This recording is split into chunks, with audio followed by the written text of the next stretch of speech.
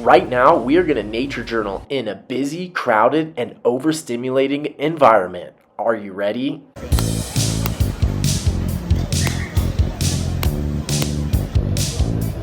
Bien, más o menos. Lindos cabellos.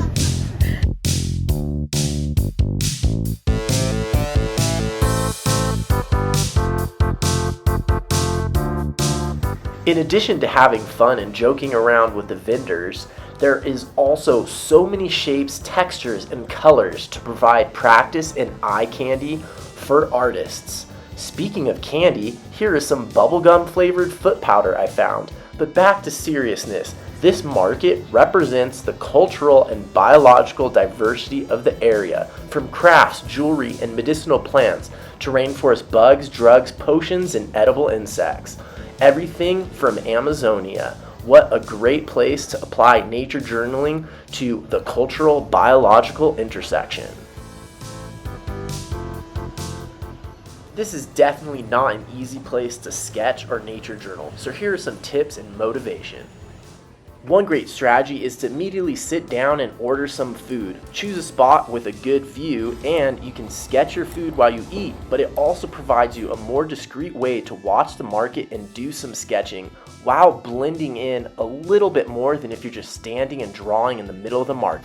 One good reason to sketch at tropical markets is because they often are underneath a roof. That means if you're trying to do sketching outside and it's so rainy, you can go into the market and still get some good sketching done without getting wet.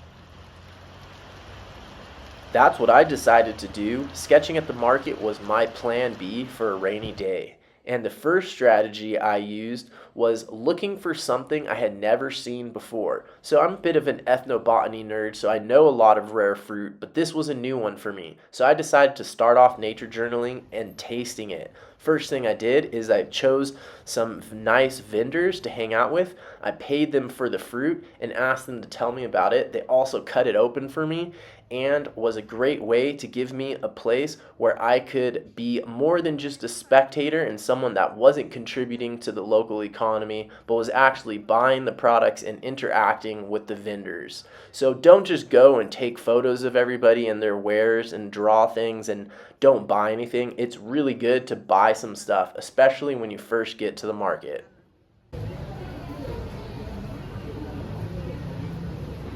Okay.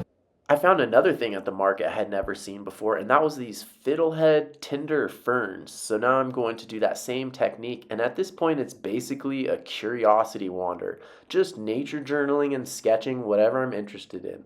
Now I'm going to start doing a little scene. There's a really cool antique scale, a pile of different produce including root vegetables, peach palm fruit called chonta here, which are super important in the Amazon, a bag full of different mandarins, chicha wrapped up in leaves, so many different things. People started coming up to me and talking to me. You can see this guy with all his chains and watches he's selling came up and started talking to me. This is when a bunch of the old lady vendors started talking to me, and I convinced one of them to do a drawing as well.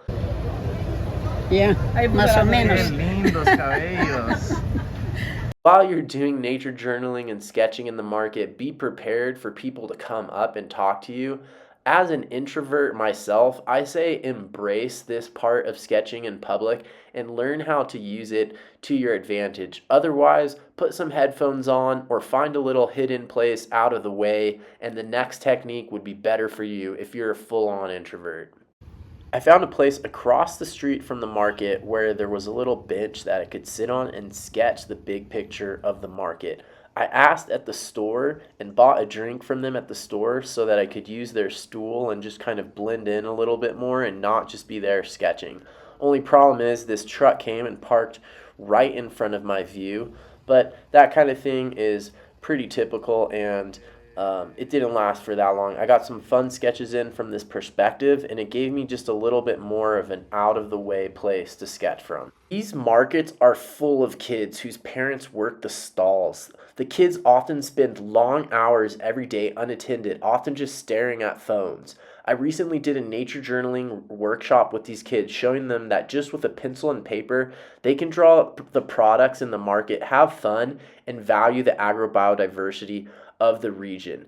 As you probably know, I'm trying to do more than just create content about nature journaling. I'm trying to create change and make this world a better place through nature journaling. If you want to support this mission, you can join my Patreon community at patreon.com/Marley Peifer.